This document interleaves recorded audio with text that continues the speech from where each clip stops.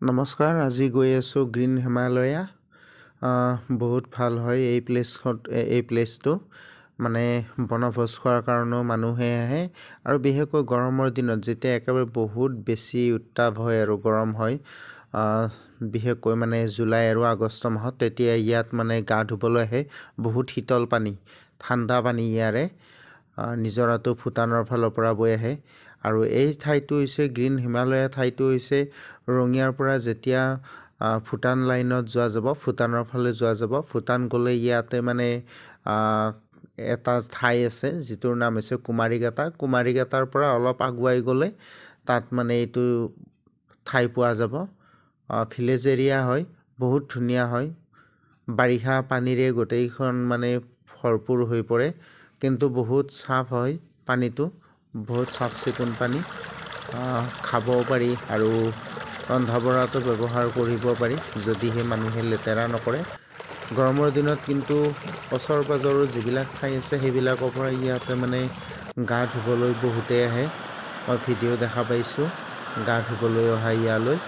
আৰু ময়ো আজি ইয়ালৈ আহিলোঁ চাবলৈ এনেই আৰু মানে সকলোৱে কৈ থাকে সেইকাৰণে। এতিয়া ঠাণ্ডা, গতিকে গা ধোৱাৰ কথা নাহে বাৰু ইয়াতে, অসুখ হৈ যাব। কিন্তু এনেই প্ৰাকৃতিক মানে যিটো পৰিৱেশ সেইটোও বহুত ভাল লাগে। গধূলি হোৱাৰ লগে লগে ধুনীয়া পাহাৰখন দেখিবলৈ মানে দৃশ্যটোৱেই বেলেগ হৈ যায়। আৰু পিকনিক খাবলৈ বিৰাট ভাল, ৰাস্তা ঘাটো ভাল। ভূটানলৈ গ'লে ইয়ালৈ মানে আহি এবাৰ চাই যাব পাৰি, বা গৰমৰ দিনত অলপ ঠাণ্ডা পৰিৱেশ এটা বিচাৰি আহোঁ বুলিও আহিব পাৰি। বহুত ভাল লাগে। ফটো উঠাৰ কাৰণেও বহুত ধুনীয়া ঠাই, ভিডিঅ' বনাব পাৰি আৰু বহুত ভাল লাগে। এতিয়া আপোনালোকো ইয়ালৈ আহিব। গৰমৰ দিনত এতিয়া মানে গৰমৰ দিন আহি আছে লাহেকৈ।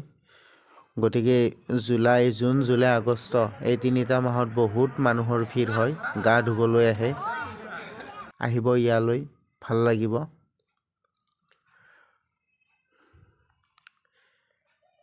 পিকনিক খোৱা মানুহ আহিয়ে থাকে ইয়ালৈ বহুখিনি। আপোনালোকে ইয়ালৈ আহিব আৰু জেগাখিনি কেনেকুৱা পালে জনাব। মোৰ মানে চেনেলটো ছাবস্ক্ৰাইব কৰি ৰাখিব। ভিডিঅ'টো ভাল পালে লাইক, কমেণ্ট, শ্বেয়াৰ কৰি দিব। ধন্যবাদ।